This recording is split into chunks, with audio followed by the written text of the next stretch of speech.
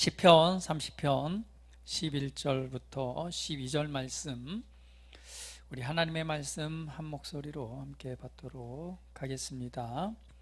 주께서 나의 슬픔이 변하여 내게 춤이 되게 하시며 나의 베옷을 벗기고 기쁨으로 띠띠우셨나이다.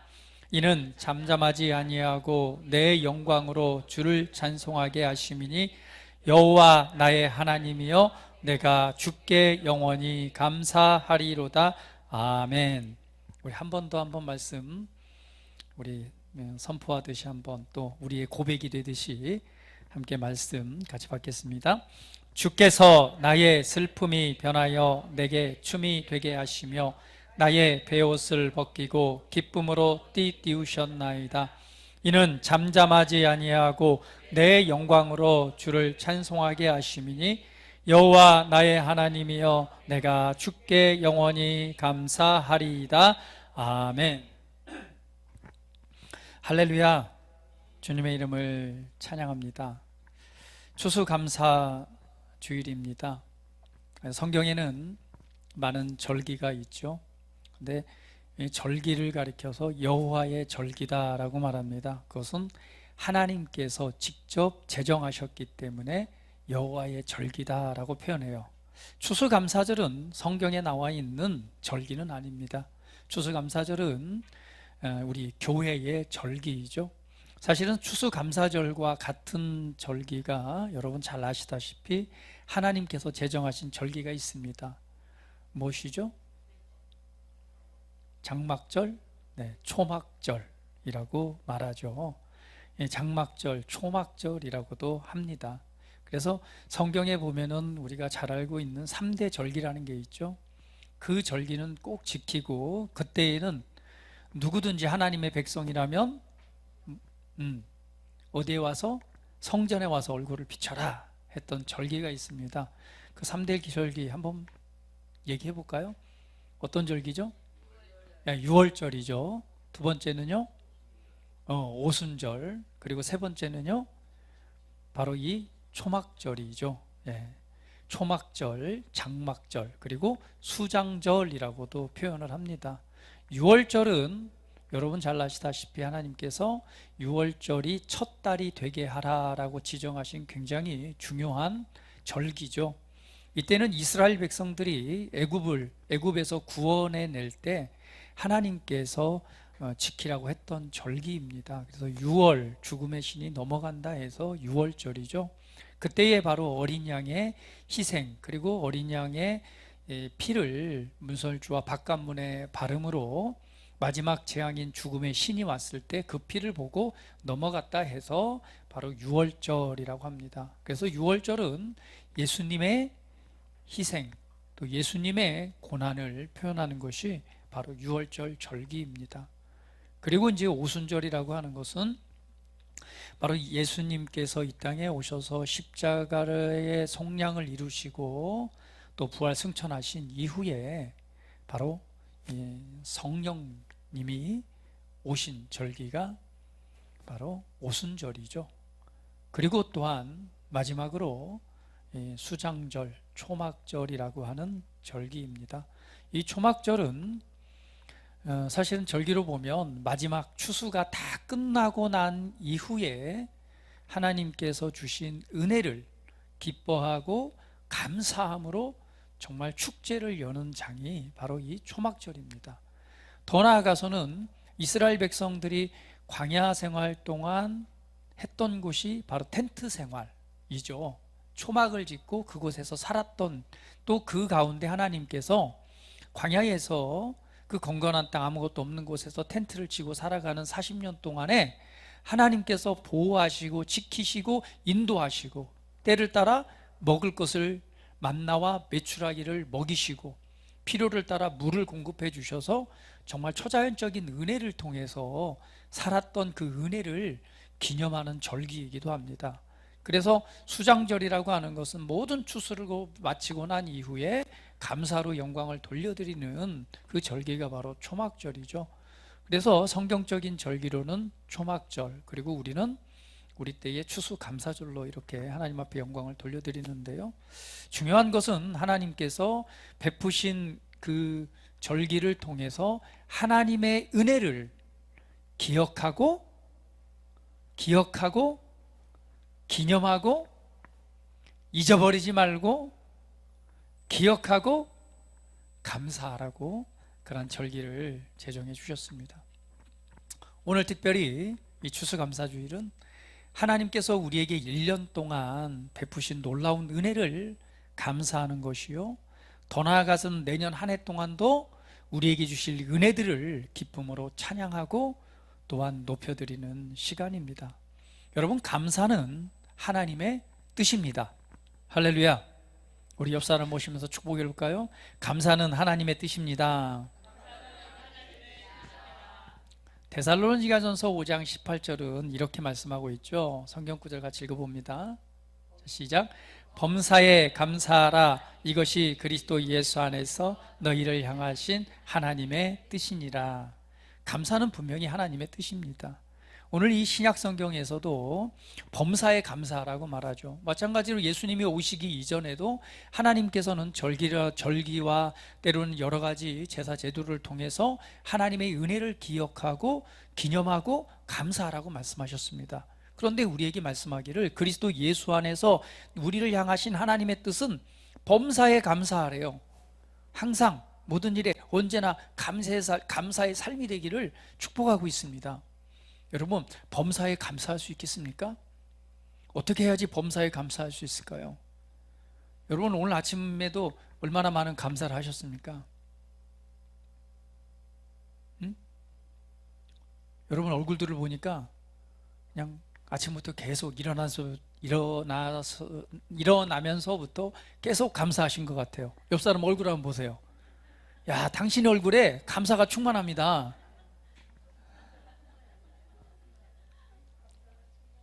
네, 할렐루야. 범사에 감사하라. 이것은 하나님의 뜻입니다. 근데 우리가 사실은 인생을 살아가다 보면은 맨날 좋은 일만 있는 건 아니잖아요. 때로는 뭐예요?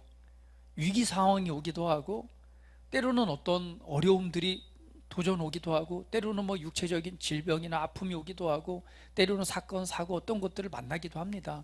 때로는 굉장히 스트레스 받을 일들이 우리 삶에 오기도 합니다. 그러나 그런 상황들이 있을 때에도 항상 감사하는 태도를 유지하라는 거예요. 항상 감사하라는 거예요. 어떻게 그렇게 할 수 있을까요? 우리가 보통은 어려운 일들이 다가오면 어떤 생각이 먼저 들죠? 걱정과 염려가 다가오잖아요. 걱정이 되고 염려가 될 때, 근데 오히려 걱정하고 염려하지 말고 감사하래요. 정말 감사할 수 있을까요? 제가 보니까 여기서 제일 고개를 크게 끄덕이시는 분이 우리 신미정 집사님이네요. 할렐루야. 우리 박수로 축복합니다. 믿음은요, 반응하는 거예요. 할렐루야. 예, 반응하는 자가 그것을 취합니다. 그리고 그 열매 맺는 삶을 살아가는 거예요. 어떻게 감사할 수 있을까? 항상 감사의 태도를 유지할 수 있을까? 우리는 하나님의 말씀을 믿기 때문에 그렇습니다. 어떠한 도전이나 또 위기가 온다 하더라도 하나님의 말씀은 우리에게 그것을 능히 이기고 그곳에서 영광스러운 승리를 얻을 것이다 라고 말씀하기 때문에 그래요. 성경은 더 나아가서 뭐냐면 하나님을 사랑하는 자, 곧 그의 뜻대로 부르심을 입은 자들에게는 모든 것이 합해져서 선을 이루느냐, 그러니까 좋은 방향으로 결과가 나타난다는 거예요. 그 결과는 뭐예요? 정해져 있습니다. 할렐루야. 이 얼마나 복된 은혜예요. 우리가 불안하고 초조하고 걱정하고 염려되는 건 무엇 때문에 그렇습니까? 불확실한 미래 때문에 그런 거 아니에요? 어떤 결과가 주어질지 모르기 때문에 우리가 불안하고 염려하고 걱정하는 거 아니에요? 그런데 말씀은 우리에게 그 미래를 정해놨어요. 합력하여 선하고 좋은 일들이 일어날 것이다 라고 말씀하고 있습니다. 그리고 모든 일에 언제나 항상 승리하는 자라고 말씀하고 있어요. 그것도 넘어서도 뭐예요? 영광스러운 승리자다라고 표현을 하고 있습니다. 그러니까 성경에서는 우리에게 주신 그리스도 안에서 새로운 피조물로 하나님의 자녀로 거듭나고 태어난 우리들에게는 특별한 은혜가 있습니다. 그 은혜는 바로 모든 일에 언제나 승리할 수밖에 없고 합력하여 선을 이루는 결과가 나타날 수밖에 없다라고 성경은 말하고 있습니다. 우리가 그 결론을 안다면 어떤 도전이 오든, 때로는 어떤 어려움이 다가오든, 어떤 위기 상황이 다가오든 우리는 뭐 할 수밖에 없어요? 감사할 수밖에 없습니다. 다시 한번 옆 사람 보시면서 범사에 감사합시다. 이것을 아는데 어떻게 감사 안 할 수 있어요? 또 우리 지난주에도 말씀이 나눴지만 우리가 염려가 될 때 뭐 하라고 그랬어요? 감사함으로 하나님께 아뢰라. 그럼 모든 지각에 뛰어나신 하나님의 무엇이? 샬롬이 우리의 마음과 생각을 지키시리라 라고 말씀하고 있습니다. 모든 것은 마음과 생각이 무너지면 다 무너지는 거예요. 그러나 마음과 생각이 말씀 앞에 지켜지면 그것은 지켜지는 것입니다. 우리의 삶의 방향이 어떻게 바뀌어지느냐? 우리의 생각, 우리의 마음, 그것이 우리의 믿음으로 말미암아 결과를 만들어내는 거예요. 내가 어떤 생각을 하고 어떤 마음을 가지고 있느냐, 그것은 어떤 믿음의 정도를 나타내는 것이고 그 정도는 우리 삶의 방향을 조정을 합니다. 사람은 마음에 있는 것을 입으로 말하게 돼 있죠. 그런데 그 입술의 말이 우리의 인생의 경로를 바꾸는 거예요. 여러분 야고보서에 있는 말씀 잘 아시잖아요. 큰 배가 어떻게 움직여요? 뒤에 달려있는 작은 키 하나로 움직입니다. 손바닥만한 작은 키가 방향을 어떻게 뜨느냐에 따라서 이 방향이 틀려지듯이 바로 우리의 혀가 우리 인생의 방향을 결정한다고 그랬습니다. 결국 우리의 입술의 고백은 우리 마음에 있는 것을 말하게 돼 있어요. 우리의 마음과 생각을 말씀으로 올바르게 지키지 않는다면 우리는 눈에 보여지고 다가오는 모든 위기나 그 상황들을 그대로 반복하면서 우리의 믿음을 나타낼 수밖에 없고 그 나타냄은 결국은 우리 삶의 방향을 그 방향으로 계속 이끌어가는 거예요. 가장 지혜로운 삶, 은혜의 삶, 말씀을 따라 사는 삶은 하나님의 말씀으로 우리가 생각을 바꾸고 그 말씀을 우리 믿음으로 가져가고 마음으로 가져가서 믿는 바를 믿음으로 선포하고 말해냄으로 말미암아 우리의 삶과 인생의 방향이 그렇게 바뀌어지는 것입니다. 성경에서 우리가 완전하다고 하면 완전한 거잖아요. 그 은혜를 말해내는 자, 이것이 우리의 삶이 되어야 될 것입니다. 오늘 하나님의 은혜는 저와 여러분 가운데 역사하고 있습니다. 우리는 그 은혜를 알기 때문에 우리가 믿음으로 우리가 감사하며 삶을 살아가는 것이죠. 그래서 감사하기 위해서는 항상 무엇이 필요하다고 그랬죠?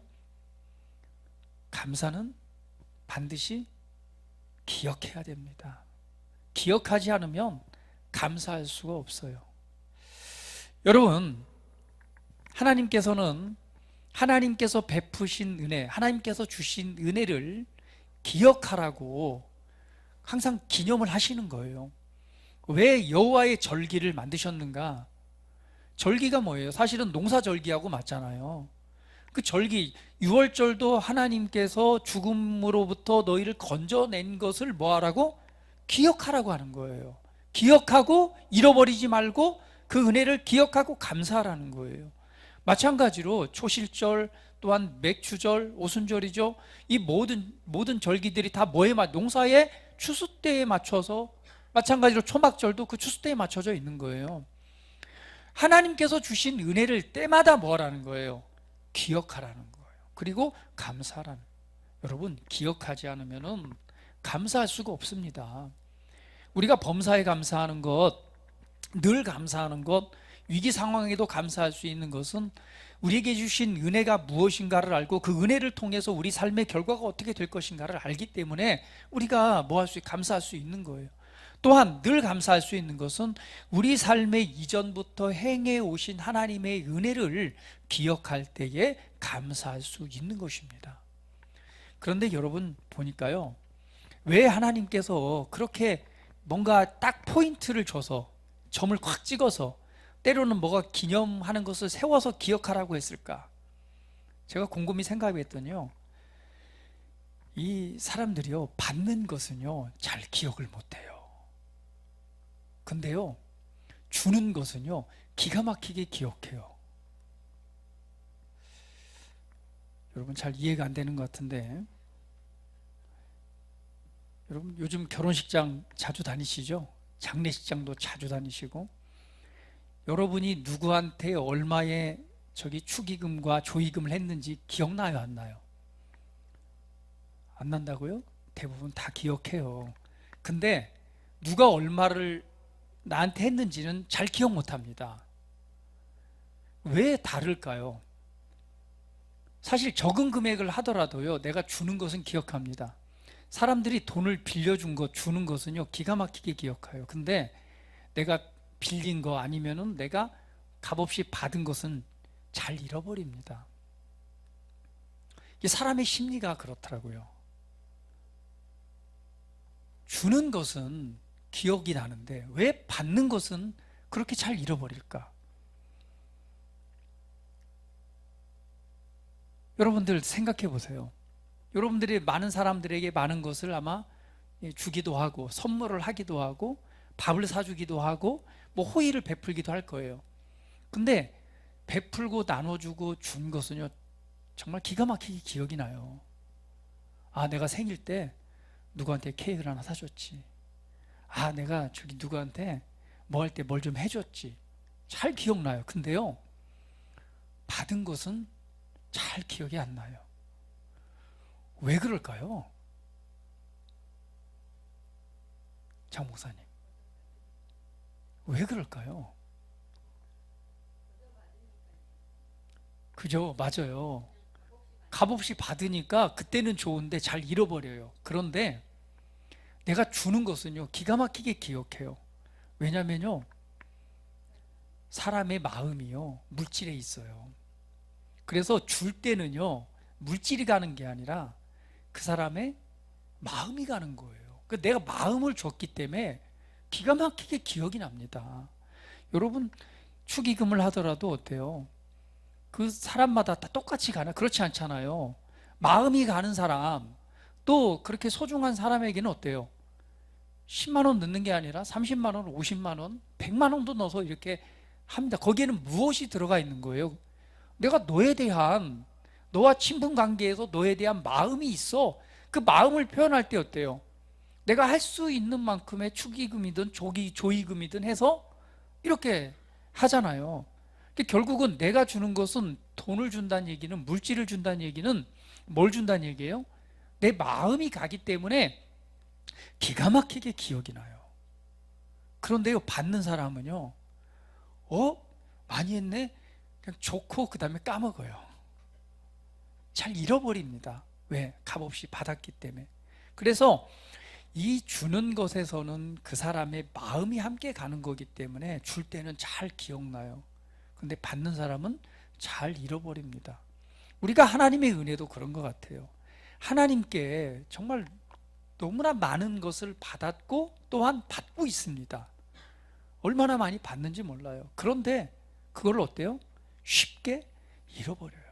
그것을 하나님께서 너무나 잘 알기 때문에 또 그 감사를 주신 것, 은혜를 잃어버린다는 것은 결국은 그 삶에 더 높은 차원으로 승진하고 발전하고 해야 될 것을 가로막게 되는 거예요. 그렇기 때문에 하나님께서는 기억하게 하기 위해서 이 제정을 하신 거예요. 절기도 제정하고, 이때는 기억하고, 이때는 감사하고, 더 나아가서는 뭐라고? 너희가 소산을 얻으면 그것의 일부를 내게 가져와라 라고 말하는, 결국 무엇을 요구하는 것입니까? 우리의 마음들을 요구하시는 것이죠. 여러분, 우리는 하나님으로부터 값없는 은혜의 선물들을 받았습니다. 오늘 이것을 우리가 기억할 때에 감사할 수 있는 거예요. 그래서 우리는 항상 생각해 봐야 됩니다. 오늘 시편 30편 11절 말씀 한번 보도록 할게요. 같이 한번 읽어봅니다. 주께서 나의 슬픔이 변하여 내게 춤이 되게 하시며 나의 베옷을 벗기고 기쁨으로 띄우셨나이다. 다윗의 인생을 보면 참 우여곡절이 많은 인생을 살았어요. 하나님 앞에 사랑도 많이 받았지만 또 그것으로 인해서 많은 고난과 어려움 등을 당했습니다. 그런데 그 인생을 돌아보니까 하나님께서 어떻게 은혜를 베푸셨는가라고 결론적으로 고백을 한다면, 나의 슬픔이 변하여 내게 춤이 되게 하시며 나의 베옷을 벗기고 기쁨으로 띠띠우셨다라고 이렇게 표현하고 있습니다. 여러분, 인생 가운데 만나는 고난이나 환난이나 위기나 어려움이 있을 때 우리 마음 가운데 정말 슬픔이라는 것이 찾아오죠. 더 나아가서는 베옷을 입고 있었다라고 하는 것은 뭐예요? 베옷이라고 하는 것은 회개, 낮아짐, 굉장히 그냥 낮아진 상태를 의미합니다. 슬픔에 빠져 있고 고통에 빠져 있는, 그리고 굉장히 낮아진 상태가 바로 베옷을 입고 있는. 왜 성경에 보면 베옷을 입었을 때는 뭐예요? 막 회개할 때 그렇고 그렇잖아요. 그러니까 굉장히 낮아진 상태, 그런 상태입니다. 그런데 하나님께서 뭘 하셨다는 거예요? 그러한 슬픔이 변화되어서 춤이 되게 하셨대요. 슬픔에 빠져 있는 자가 춤이 되게 하셨다는 건, 여기서 제가 보니까 춤을 제일 잘 출 것 같은 사람이 선민이가 없네. 선민이가 춤을 기가 막히게 추더라고요. 내가 지난번에 수련회 때 봤는데 리듬감이 장난이 아니에요. 우리 뭐 아이돌 뭐저 나오잖아요. 뭐 그냥 뺨치더라고요, 리듬감이. 근데 그 육시 집안이 그런 것 같아요. 저 성훈이도 리듬감이 장난이 아니더라고, 그때 보니까. 아주 몸선이요. 근데 보니까 쟤네 형 다니엘은 또 아주 춤을 너무 좋아하고, 그래서 여자 아이돌 춤을 기가 막히게 추잖아요. 아빠를 보면 전혀 엉거주 춤 아닌 것 같고. 에? 원래 잘해요? 근데 탁구 칠 때 보면 뭔가 자세가 엉거주춤한. 근데 아이들 아주 리듬감이 막 넘쳐요. 근데 우리 애들은 리듬감은 꽝이에요. 우리 혜민이 춤추는 거 보면 막대기가 호적되는 것 같고, 우리 성한이만 조금 낫고 순한이도 약간 엉거주춤 뭔가. 그런데 엇박자가 막 나는 것 같은데 아주 육시 가문들은 얼마나 춤선이 아름다운지 리듬감이 아주 굉장히 있더라고요. 아빠의 엉거주춤보다는 없는 것 같아요, 굉장히. 그래서 그런데 중요한 거는 춤은 어때요? 기쁠 때 줄 수 있는 거잖아요. 너무 기쁨에 넘치니까 그냥 홍해 바다를 건넌 이후에 소고를 치면서 기쁨으로 막 춤을 추며 창는, 이 기쁨의 표현이 바로, 너무 기쁘다 보니까 표현할 길이 없으니까 뭐예요? 덩실덩실 춤을 추는 거죠. 아주 얼마나 예쁘게 추는지 몰라. 이 기쁨이 넘쳐. 그러니까 슬픔이 변하여 기쁨이 되게 하는 그 은혜가 있었다는 것을 표현하고 있습니다.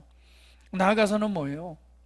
베옷을 벗기고 기쁨으로 띠띠우셨대요. 그러니까 슬픔을 벗어 던지고 기쁨의 띠가 그냥 그 몸을 휘감으니, 얼마나 기쁘면 그냥 춤이 나오겠어요. 우리 옆 사람 모시면서 당신 안에 하나님의 기쁨이 가득합니다. 할렐루야. 우리도 찬양할 때도 어때요? 막 기쁘면은 그냥 춤을 추잖아요. 근데 제가 예전에 보니까 그 경배와 찬양 90년대 거 요즘 영상을 가끔 봤는데, 그때 그 찬양을 하면서 춤추는 모양이나 지금이나 다 똑같대요. 세월이 별로 틀리지가 않더라고요. 그때 박수 치면서 이렇게 춤추는 거나 다 똑같더라고요. 그래서 야, 세월은 변했는데 하나님 앞에서 춤추는 거 똑같구나. 네, 그런 생각을 좀 해봤는데요. 슬픔이 변하여 우리의 기쁨으로 이 바뀌어진 삶, 그래서 그 기쁨이 충만하니 춤으로 표현되어지는 삶, 이게 지금 다윗의 고백입니다. 하나님께서 우리에게 주신 은혜인 것이죠. 그래서 시편 30편 12절 말씀은 이렇게 말합니다. 같이 한번 또 읽어볼게요. 시작. 이는 잠잠하지 아니하고 내 영광으로 주를 찬송하게 하심이니 여호와 나의 하나님이여 내가 주께 영원히 감사하리이다. 이 은혜를 기억하면서 말하기를 나는 잠잠하지 아니하고, 하나님이 주신 은혜와 그 은혜를 기억한다면 우리는 잠잠해서는 안 되죠. 잠잠하지 아니하고 나의 영광으로 주를 찬송하게 하심이니 여호와 나의 하나님이여 내가 주께 영원히 감사하리이다. 할렐루야. 여기에서 내 영광이라고 하는 것은요, 이 풍부, 부, 영예, 이 모든 것을 포함하는 단어가 바로 이 영광이라는 것입니다. 결국은 내가 잠잠하지 아니하고 내게 주신 모든 소유와 부와 명예와 영광을 통해서 그것을 가지고 주님을 찬송한다는 것이죠. 그리고 더 나아가서는 하나님이여 내가 주께 영원토록 감사하겠다라고 말씀을 하고 있습니다. 이것이 바로 우리에게 주신 은혜에 대한 화답이고 고백인 줄 압니다. 그러면 오늘 우리가 그 은혜를 기억해 보면서 우리가 어떻게 하나님 앞에 감사할 수 있을까요?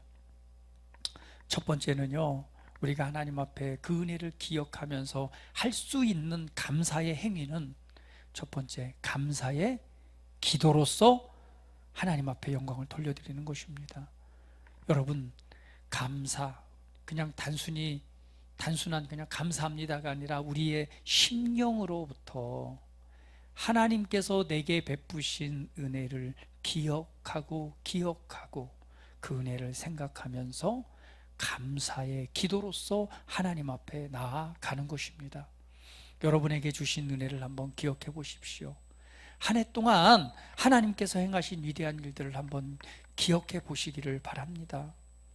뭔가 눈에 보이는 놀라운 변화가 있을 수도 있고 보이지 않을 수도 있습니다. 그러나 한번 생각해 보십시오. 하나님의 말씀이 내 심령에 어떤 도전을 주었고 그 말씀이 내게 어떻게 믿음으로 다가왔고 하나님께서 그 은혜를 깨닫게 하셔서 위로를 얻고 힘을 얻고 그 은혜를 믿음으로 말미암아 한 걸음 더 나아가게 하신 은혜가 있었는지, 때로는 위기의 때에, 때로는 힘들 때에 하나님이 어떤 위로를 내게 주셨는지, 소망 없는 삶에 어떤 비전과 소망을 주셨는지 여러분 기억해 보시기를 바랍니다.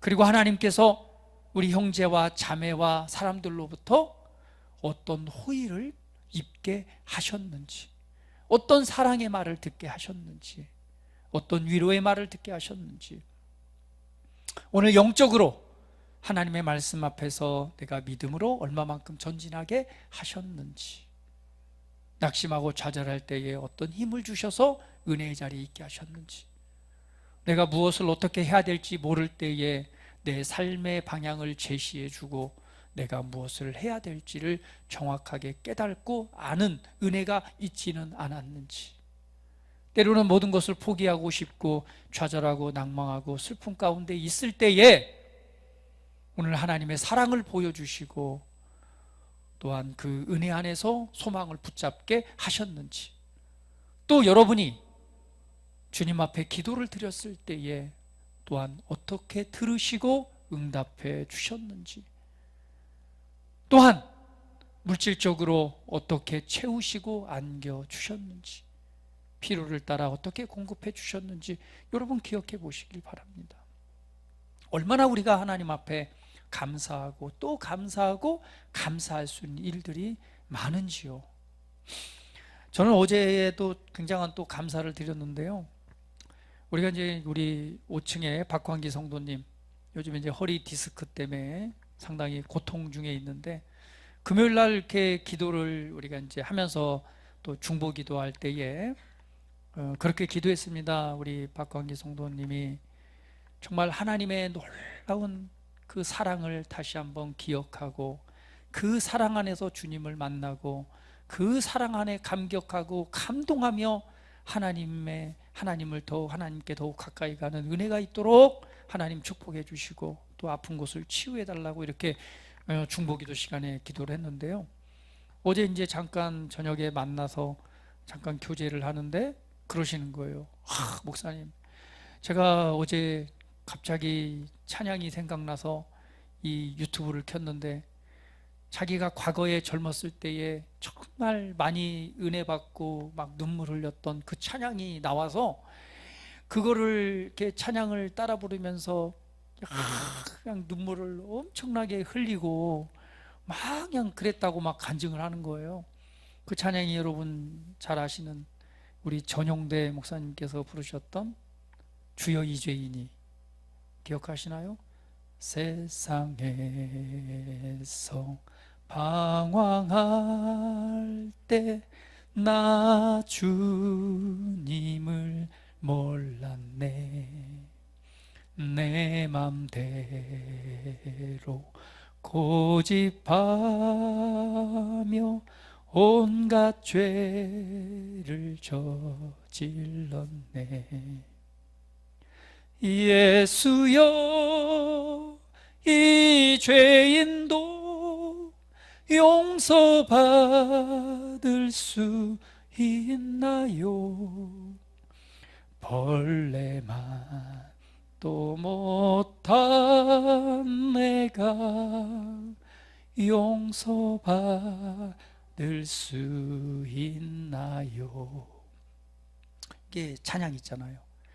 그 찬양을 참 그 젊을 때에 이 벌레만 또 못한 나를 하면서 그렇게 눈물을 흘리면서 그 짧은 기간에 그래 했던 시간들이 있었는데, 어제 유튜브에 그 찬양을 이렇게 나오면서 그걸 따라 부르면서 그냥 엄청나게 다시 한번 눈물을 흘리고 그 고백을 했다라고 간증을 하는 거. 그래서 할렐루야, 하나님 참 하나님의 사랑이 우리 박광계 성도님과 함께합니다. 사실은 우리 금요일 날 밤에 이렇게 제가 기도를 했고 우리 함께 이렇게 중보 기도를 했습니다.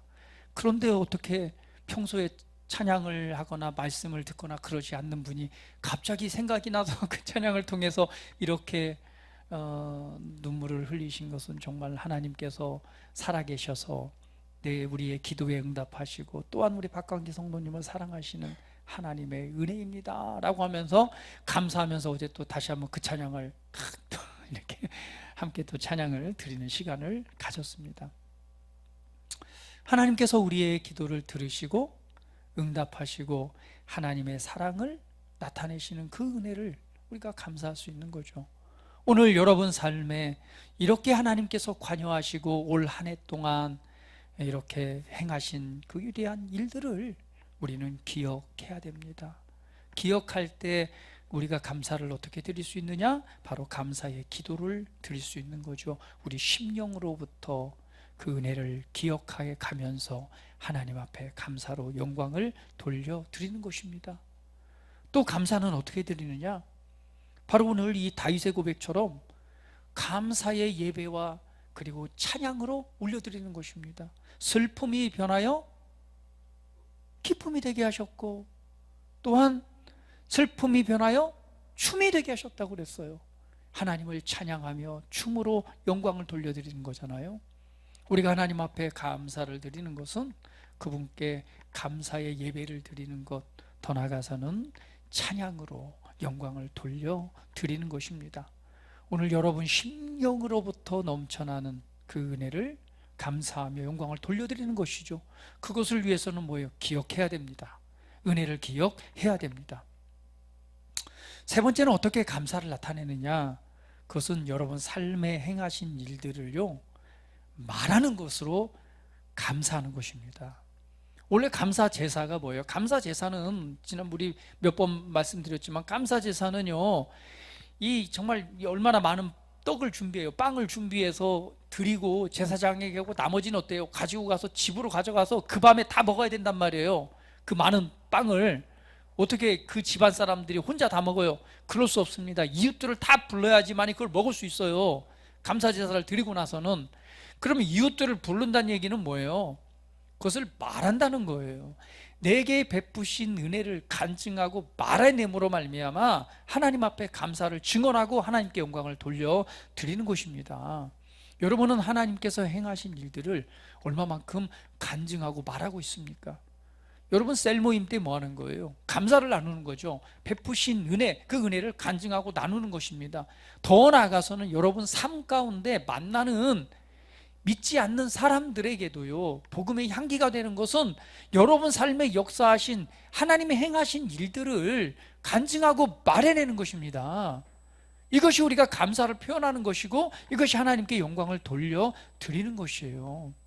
여러분은 얼마만큼 하나님이 주신 행하신 일들을 말하고 있습니까? 여러분을 만나주신 예수님의 사랑에 관해서 우리는 말해야 됩니다. 또한 삶의 곳곳마다 행하신 하나님의 일들을 말해내야 됩니다. 예배가 끝나고 나시면 여러분 하나님께서 행하신 은혜들을 많이 나누시기를 축복합니다. 그리고 삶에 여러분 만나는 많은 관계 속에서도요, 그 은혜를 많이 간증하시기를 바랍니다. 이것이 하나님께서 받으시는 우리의 믿음의 고백이요, 또 이것을 통해서 더 많은 사람으로 하나님의 사랑을 알게 하는 우리 복음의 통로가 되는 것입니다. 네 번째는요, 바로 감사의 예물, 하나님 앞에 감사의 예물을 드리는 것입니다. 여러분, 하나님께서는요, 왜 기억하라고 그러셨고 왜 이 재물, 이 예물을 요구하실까요?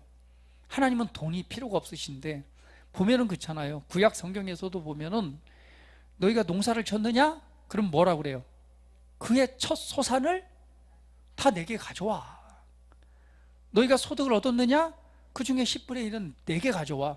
왜 하나님은 물질이 필요 없음에도 불구하고 그것을 계속해서 요구하실까요?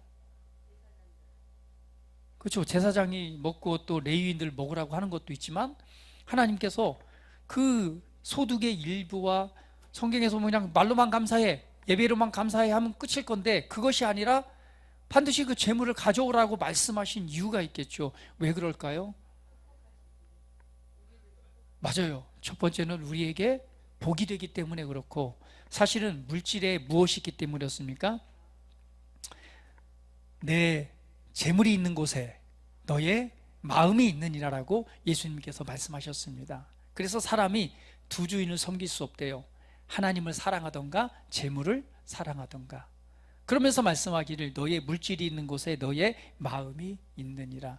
결국은 돈에는 뭐가 있어요? 재물에는 뭐가 있어요? 마음이 있는 거예요. 우리 이렇게 서두에도 말씀드렸습니다. 주는 사람은 기억해요. 왜요? 마음을 줬기 때문에 기억하는 거예요. 그래서 주님께서는 우리에게 재물을 요구하시는 거예요. 왜? 거기에는 무엇이 있기 때문에? 우리의 마음이 있기 때문에. 네가 진짜 감사하냐? 진짜 말로만이 아니라 진짜 감사의 마음이 있다면 무엇이 가는 거예요? 우리가 마음으로 드린다는 얘기는 우리의 물질이 가는 것입니다. 이게 성경의 원리예요. 그래서 마지막 때가 되면은요, 사람이 돈을 사랑하게 된대요. 하나님을 사랑하는 것보다 돈을 더 사랑한대요. 우리가 평생에 살아가는 동안 하지 말아야 될 일이 있다면 돈을 사랑하는 것입니다. 돈에 마음이 있으면 안 됩니다. 그렇다고 해서 장 목사님, 돈을 갖다 멀리 하라는 얘기는 아니에요. 돈은 필요합니다. 우리가 살아가는 데 있어서 전도하는데도 돈이 필요하고요, 하나님의 사랑을 실천하는데도 돈이 필요하고, 많은 영혼들을 살리는데도 뭐가 필요해요? 돈이 필요합니다. 그러나 돈을 벌지 말라는 얘기가, 벌어야 돼요. 전용기 타고 다닐 정도는 벌어야 돼요. 그러나 그걸 전용기 타는 데만 쓰면 안 된다는 얘기예요. 그 돈은 뭐 하는데? 하나님의 사랑을 나타내고 실천하고 주님의 몸된 교회를 세우고 영혼을 구원하는 일에 이 물질이 사용되어지는 거예요. 그러나 돈을 사랑하면요, 일만하게 뿌리가 되고, 돈을 사랑하면 멸망하게 되어 있습니다. 여러분, 그 1966년 기네스북에 가장 부유한 인간으로 등록된 사람이 있습니다. 폴 게티라는 사람이에요. 이 석유 사업을 통해서 어마어마한 부자가 됐는데, 이 부자가 너무 부자가 되다 보니까 그냥 1966년에 기네스북에 올라 버렸어요. 근데 또 유명한 건 뭐냐면 그 집안 족속들이 다 망해버렸어요. 그 결과가. 근데 왜 그러냐? 폴 게티라는 사람이 아주 돈을 사랑하되 너무나 사랑했어요. 그리고 심지어는요, 자기 12살 난 아들이 병에 걸렸는데 그 병원비 가는 게 아까워가지고 결국에는 열몇 살에 병으로 죽고요, 때로는 뭐 누가 손주가 납치됐는데 거기서 돈을 지불하라고 하는데 그 돈을 지불 안 했어요. 그래가지고 그 자녀들은 상처받아가지고 옆으로 나가고, 결국에는 구두쇠처럼 돈이 그렇게 뭐라고요? 기네스북에 오를처럼 세계 가장 부유한 민간인으로 등록된 사람인데 돈을 사랑하다 보니 치료비마저 아까워한 거죠. 결국에는 이 양반도 나이 먹어서 홀로 쓸쓸하게, 아무도 가족들을 지켜보지 않는 곳에서 쓸쓸하게 죽음을 맞이했고, 거기에 있는 자손들도 다 온전한 죽음을 맞이하지 못하고 그냥 망하는 가문이 됐습니다. 돈이 뭐길래? 제가 어제 또 토요일 날은 우리 파주의 윤은미 성도님 또 온라인으로 아마 예배 드리고 있을 건데 가서 또 신방을 하면서 은혜를 나눴는데요. 우리 윤은미 성도님이 저도 알고 있는 분이에요. 자주 만났는데 그분의 언니의 형부가 있어요. 그분이 이제 어제 돌아가셨는데 이분이 서교동에 살고 있습니다. 집도 있어요. 근데 이분이 얼마나 구두쇠인지 몰라요. 그러니까 집안에 불 하나도 끄고 아끼고 절약하고 아끼고, 그러니까 그 와이프가 얼마나 스트레스를 받겠어요. 그냥 그런 삶을 살아왔는데 이 한 2주 전에 이제 병원에 갔는데 2주 만에 그냥 돌아가셨어요. 뭐냐면 암이 전신에 퍼져서 이렇게 돌아가시게 됐는데, 그분이 돌아가시기 전에 얼마나 억울했는지 병원에서 그냥 아글아글 쓰고 소리를 지르고, 70밖에 안 됐으니까요. 젊잖아요. 그렇게 아끼고 절약하고 절약해서 그러니까 돈이 얼마 있는지도 모른대요. 통장이 얼마가 있는지, 현금이 얼마가 있는지. 서교동에 집도 있으면 뭐 부자죠. 근데 그거 가지고 단 한 번 여행을 간 적도 없고, 그 돈을 가지고 가족들과 뭐 좋은데 쓰지도 않은 거예요. 그렇게 아끼고 절약했는데 막상 병원에 걸어 들어갔다가 죽는다고 하니 여러분 같으면 안 억울하겠어요? 에? 얼마나 억울했던지 아글아글 그냥 병원에서 그냥 오지겠으면 저 양반 빨리 죽어야 된다고 했을 정도로 그냥 그렇게 악을 쓰다가 결국에는 그러니까 2주 만에 돌아가신 거예요. 여러분, 그 재물이 누구 것이 되겠어요? 예, 자녀만 놓았죠. 물질이란 게 그렇습니다. 돈에 우리가 욕심을 가지면 안 돼요. 돈을 사랑하시면 안 됩니다. 그래서 물질이 있는 곳에 너의 마음이 있느니라 라고 말씀하시면서 하나님께서 너는 돈을 사랑하지 마, 그러면서 뭐라고 욕을 하는 거예요? 감사도 마음을 가져와. 마음은 재물에 있기 때문에 물질로서 감사하는 거예요. 여러분 삶도 한번 돌아보셔야 돼요. 내가 하나님께 감사합니다 감사합니다 말만 하면서 정말 내가 이 재물로서 하나님 앞에 감사하지 않고 있다면 한번 돌아보셔야 돼요. 내가 정말 감사하고 있는가? 내가 혹시 물질을 사랑하고 있지는 않는가? 우리는 절대 물질을 사랑해서는 안 됩니다. 물질을 사랑하면 더 많은 공급이 이루어지지 않아요. 그리고 그 결과는 좋지 않습니다. 우리는 주님을 사랑하는 자들입니다. 할렐루야. 우리의 삶을 풍요롭게 하고 채우시고 풍성케 하시고 부욕케 하시는 그 주인 대신 하나님 아버지를 신뢰하고 사랑하는 것입니다.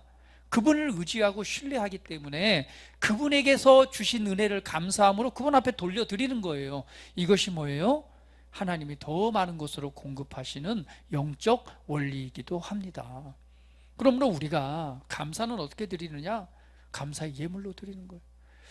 오늘도 정말 감사함으로 지난주에 이어서 또 떡을 먹습니다. 할렐루야. 우리 장로님 가정에서 또 감사하다고 이렇게 떡을 준비해 주셨어요.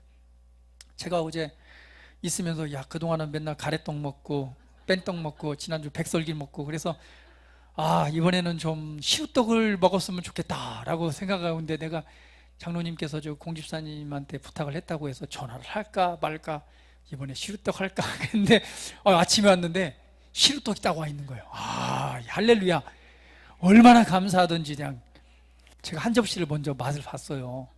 장로님이 감사함으로 이렇게 감사를 표현하는 또 은혜로 이렇게 나눠주신 거라 얼마나 떡이 맛있었던지요. 너무 맛있게 먹었어요. 루아 커피 한 잔 내려가지고 아주 우아하게 정성 집사님하고 같이 떡을 먹었는데 아주 행복하더라고요. 감사가 있는 떡이라 막 더 행복했습니다. 할렐루야. 얼마나 감사한지 몰라요. 또 추수감사주일이라고 여러분 또 감사함으로 또 저렇게 과일도 또 이렇게 준비해 주셔서 또 풍성하게 나눌 수 있어서 감사를 드립니다. 저도 어제 파주에 갔다가 두베르마트 들러서 샤인머스켓하고 귤한상자 좋은 걸로 사갖고 왔어요. 함께 나누려고. 우리에게 주신 은혜를 또 우리 같은 성도들에게 또 하나님께 감사로 영광을 돌려드리는 것이죠. 우리 삶에 늘 이렇게 감사의 분위기와 감사의 은혜가 저와 여러분의 삶에 차고 넘쳐야 될 것입니다. 그래서 우리가 감사는 그냥 드리는 것이 아니라 오늘 하나님 앞에 감사의 예물로서 우리의 마음을 표현하고 드리는 것입니다. 그럴 때에 오늘 하나님의 계획하신 더 높은 차원의 수준으로 우리가 승진해 갑니다. 감사는요, 우리를 더 높은 곳으로 끌어올리는 은혜가 있습니다. 할렐루야. 여러분의 삶에서 더 높은 곳으로 나아가기를 원하십니까? 그러면 감사의 예물을 준비해서 하나님께 드리십시오. 더 높은 차원으로 올리시는 하나님의 은혜가 있습니다. 감사가 있는 곳에 승진이 있습니다. 우리 여러분 앞 여기 우리 옆 사람에게 나눕니다. 감사가 있는 곳에 승진이 있습니다. 오늘 추수감사주의를 맞이해서 여러분 삶에 이 감사의 은혜가 충만하길 바라고, 이 감사의 은혜가 여러분의 가정과 삶 위에 차고 넘치는 은혜가 있기를 주 예수 그리스도의 이름으로 축복합니다. 다 같이 기도드리겠습니다. 우리 함께 기도드릴 때에 하나님이 주신 은혜를 우리 감사하면서 감사로 하나님께 영광을 돌려드리겠습니다. 다 같이 기도합니다. 할렐루야. 아버지 하나님 감사합니다. 오늘 이렇게 귀한 날 특별히 감사의 은혜를 기억하게 하시니 감사합니다. 하나님께서 우리에게 행하신 위대한 일들을 이 시간 기억해 봅니다. 아버지께서 우리에게 얼마나 큰 은혜를 베푸셨고 큰 일을 행하셨는지 이 시간 기억해 봅니다. 하나님의 사랑이 우리와 함께하고 있고 오늘 그 은혜를 통해서 그 은혜의 풍성함을 누리게 하신 아버지 앞에 감사를 드립니다. 돌아보니 모든 것이 은혜였습니다. 함께 하신 은혜가 있었고 은혜 주신 은혜가 있었고 은혜를 깨닫게 하신 은혜가 있었습니다. 보호하시고 지키시고 인도하시고 이끌어 주시는 은혜가 있었습니다. 치유하시고 회복하시고 힘주시며 오늘 밝은 미래로 인도하신 은혜가 있었습니다. 절망과 슬픔 중에서 그것이 기쁨으로 또한 춤으로 바뀌게 하신 은혜가 있음을 인하여 감사합니다. 오늘 그 은혜를 기억하면서 아버지 앞에 영원토록 감사로 영광 돌려드리는 삶을 살아가기로 이 시간 선택합니다. 오늘 추수감사주의를 맞이해서 올 한 해 동안 행하신 은혜를 기억하며 감사하고 찬양하며 간증하며 아버지 앞에 영광 돌려드리는 우리 모두가 되게 하시옵소서. 큰 은혜를 주신 주님 앞에 감사드리며 존귀하신 예수 그리스도의 이름으로 기도드립니다. 아멘.